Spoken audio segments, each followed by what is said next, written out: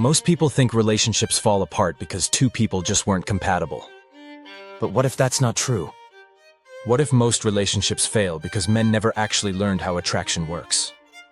They chase connection the way they were told to, by giving more, texting more, caring more. And yet, the more they give, the faster everything slips away. It's not because they're bad men or because women are impossible to please. It's because they're following a broken script. Before we continue, be sure to check out the new ebook. Link is in the description below. From the time they're young, men are taught that love is earned through effort. Movies show the guy winning the girl by standing in the rain with flowers begging for another chance. Songs tell them that devotion is romantic, that being all in is noble. But in real life, what's sold as devotion often registers as desperation. The difference is subtle but powerful. One is grounded in self-respect. The other bleeds need. The truth is, attraction isn't logical. It's instinctual. It's a pulse, not a checklist. You can't talk your way into someone's heart, and you can't keep them interested through constant attention. In fact, it's usually the opposite. The more available you become, the less value your presence holds. When something is too easy to have, the human brain stops valuing it. That's the paradox of desire. It feeds on uncertainty, thrives on mystery, and suffocates under predictability. Picture a man who rearranges his life the moment a woman texts him. He drops his plans, cancels his workout, ignores his friends, and says, "Anything for you." On the surface, it seems sweet. But underneath, it signals something else, a life without boundaries. A man who can be summoned at will is a man who's already lost his center. And a woman can feel it even if she can't explain it. Her attraction begins to fade, not because she's cruel or fickle, but because her biology reads it as weakness.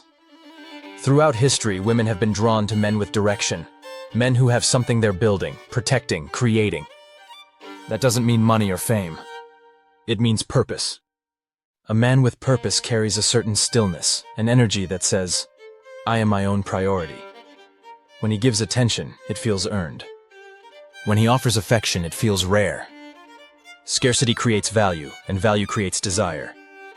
You've probably noticed how when you're in a happy relationship, suddenly other women seem more interested in you. It's not coincidence. It's preselection. The subconscious mind sees social proof as evidence of worth. It's the same reason restaurants with lines outside look more appealing than empty ones. Humans equate demand with quality. When your life already has movement, when people enjoy your company, when you radiate fulfillment, attraction follows effortlessly. The same pattern explains why people get hooked on gambling, social media, and love itself. Psychologists call it intermittent reinforcement, the unpredictable rhythm of reward. A slot machine doesn't pay out every pull, and that's what keeps people playing. The thrill isn't in the winning, it's in the uncertainty. Relationships operate on the same neurochemistry. When your presence, your affection, your attention are given freely and predictably, the excitement dies. But when they come naturally, rhythmically, with moments of absence and return, you create anticipation. It's not about manipulation. It's about balance. Men who understand this don't chase. They orbit. They move through life with momentum. Their attention is a gift, not a given. That doesn't mean withholding love or playing cold. It means living a life so rich and self-directed that she must enter your world rather than you abandoning it for hers. You are not a planet spinning around her. You are your own gravity. And yet most men fall into another trap, over-validation. They think constant praise and reassurance will make her feel secure, but it has the opposite effect. When validation becomes constant, it loses its power. Compliments start sounding like static. Every "you're beautiful" blends into the next until it feels hollow. What once made her light up now barely registers. Think about your own life. The compliments that mattered most were the rare ones, the ones you had to earn. They came from people whose respect wasn't given lightly. That's why they meant something. Women, especially attractive women, are surrounded by endless validation, from Instagram likes to strangers in their DMs. Your words will only stand out if they're rooted in discernment. Praise less, mean it more. This isn't about playing a role or faking indifference. It's about standards. A man with standards isn't afraid to withhold approval when it's undeserved. He doesn't flatter for attention. He speaks honestly because his respect is real. That's the kind of validation that cuts through noise and reaches the heart.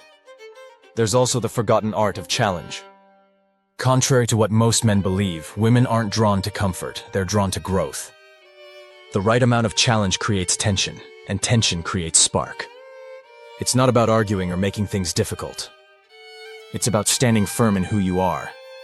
When you have opinions, when you hold your ground, when your no carries the same weight as your yes, you communicate stability.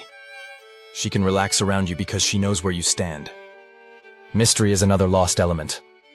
In a world where people broadcast every detail of their lives online, mystery has become rare, and rarity is the essence of attraction. Mystery doesn't mean secrecy or games. It means depth. It means you have layers she can't see all at once. Maybe it's your discipline, your philosophy, your hidden passions. Maybe it's the quiet confidence that comes from doing things you never announce. The point isn't to conceal, it's to evolve. The man who is always unfolding, always becoming, keeps her curiosity alive. Predictability breeds emotional sleep. When someone knows exactly how you'll react in every situation, the dynamic dies. But when you're grounded yet slightly unpredictable, when you have your own rhythm, your own life force, she feels that pull. It's the same force that keeps great stories alive, curiosity mixed with respect. Every woman, consciously or not, will test this in you. Psychologists call them fitness tests, though most men experience them as confusion or conflict. A teasing comment, a sudden mood shift, a small argument over something trivial. These are not random. They're her subconscious way of asking, "Are you who you say you are?" She doesn't care about the specific topic. She cares about your composure.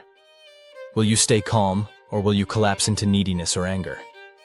When you overreact, she loses trust. When you stay grounded, unshaken but not cold, her attraction deepens. It's not about dominance. It's about emotional leadership. A man who can't stay steady during small storms will never be trusted during real ones.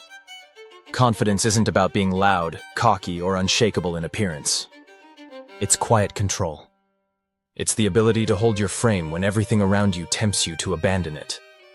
Attraction itself moves in cycles: connection, distance, reconnection. Like waves hitting the shore, it rises and falls. Most men panic during the quiet parts, trying to fill every silence with reassurance. But it's the rhythm that gives love its shape. Constant communication and endless positivity flatten the emotional landscape.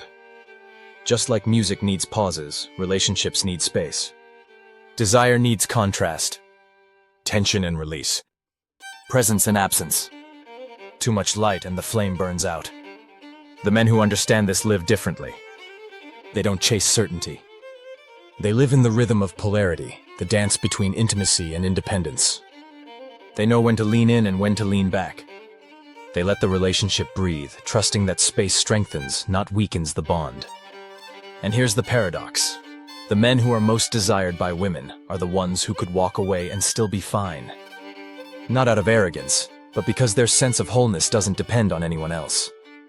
Independence, financial, emotional, and social, is the quiet core of lasting attraction. Financial independence means you stand on your own feet. Emotional independence means you can regulate your state without needing external validation.